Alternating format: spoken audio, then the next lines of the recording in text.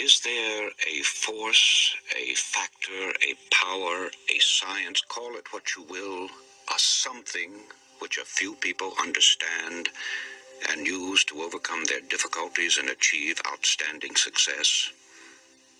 I firmly believe that there is. It is my purpose here to attempt to explain it, so that you may use it if you desire.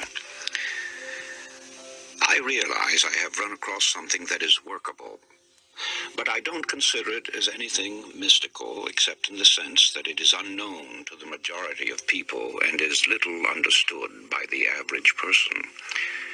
I am aware that there are forces, powerful forces at work in this country that would dominate us, substituting a kind of regimentation for the competitive system which has made America great among nations. I believe that we must continue to retain the wealth of spirit of our forefathers.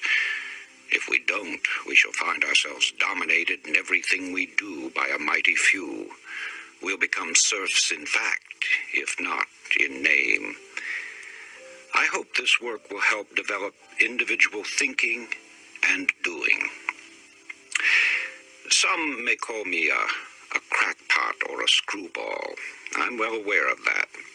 Let me say that I am past the half-century mark and have had many years of hard, practical business experience, as well as a goodly number of years as a newspaper man. I started as a police reporter. Police reporters are trained to get the facts and take nothing for granted. Apparently, I was born with a huge bump of curiosity.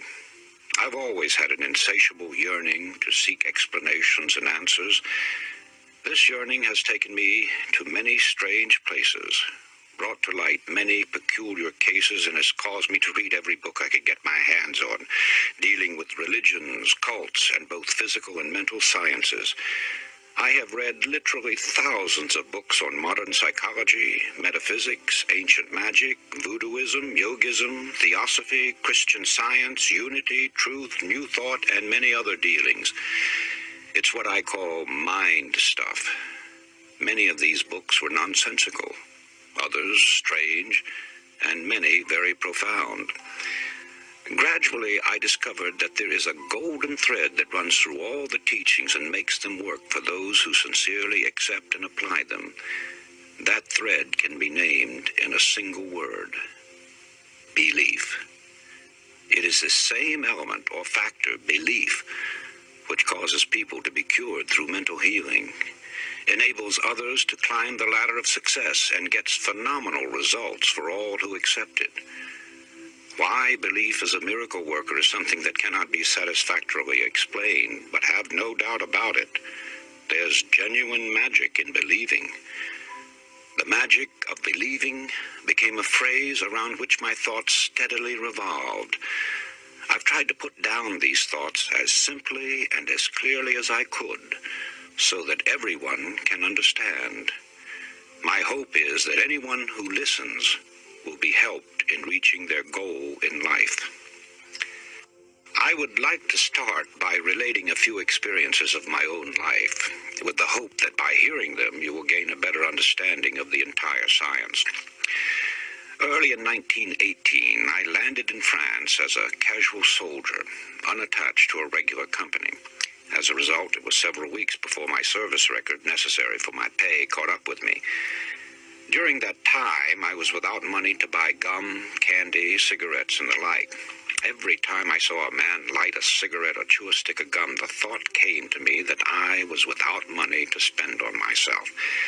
Certainly I was eating, and the army clothed me and provided me with a place on the ground to sleep. But I grew bitter because I had no spending money and no way of getting any.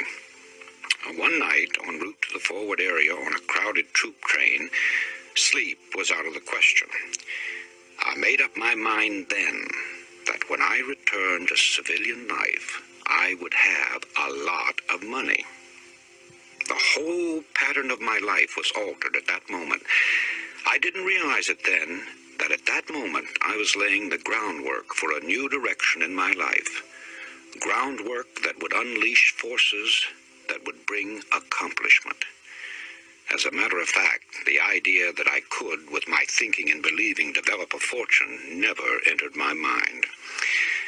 Money is not the only desire you may have.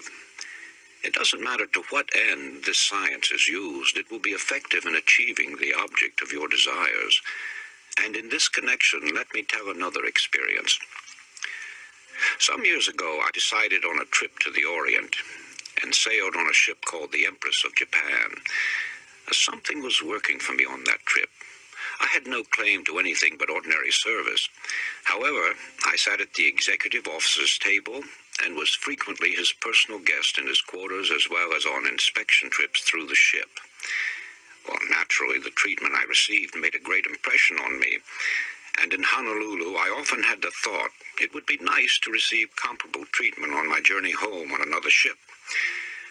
One afternoon, I got the sudden impulse to leave for the mainland. It was about closing time when I arrived at the ticket agency. I was told that a ship was leaving the next day at noon, and I could get the only remaining cabin ticket. I bought it, and the next day, just a few minutes before noon, I started up the gangplank. In an offhand manner, I said to myself, "They treated you as a king on the Empress of Japan. The least you can do here is sit at the captain's table." "Sure, you'll sit at the captain's table." The ship got underway, and as we steamed out of the harbor, word was received from the dining room steward for passengers to appear in the dining room for assignments to tables. About half the assignments had been made when I came before him. He asked me for my ticket, which I placed on the table. He glanced at it, and then to me, saying, "Oh yes, table A, seat number 5. It was the captain's table, and I was seated directly across from him. Many things happened aboard that ship which pertained to this subject, the most prominent being a party supposed to be in honor of my birthday. Just an idea of the captain's, because my birthday was months off. In laying before you this very workable science, I am aware that the subject has been handled before from many angles. I am also cognizant that many people shy away from anything that smacks of religion, the occult, or the metaphysical. Accordingly, I am presenting it in the language of a businessman who believes that sincere thinking and plain speaking will get any message across to the people. In using this science, which is given to you with the confident knowledge that no matter how you use it, it will get results, I wish to warn you. Never use it for harmful or evil purposes. Since the beginning of man, there have been two great subtle forces in the world, good and evil. Both are terrifically powerful in their respective scopes and cycles. The basic principle operating both is mind power, massed mind power. Therefore, take great care that you do not misuse the science of mind stuff. I cannot emphasize this too strongly, for if you employ it for harmful or evil purposes, it will boomerang and destroy you, just as it has others down through the centuries. These are not idle words, but solemn words of warning.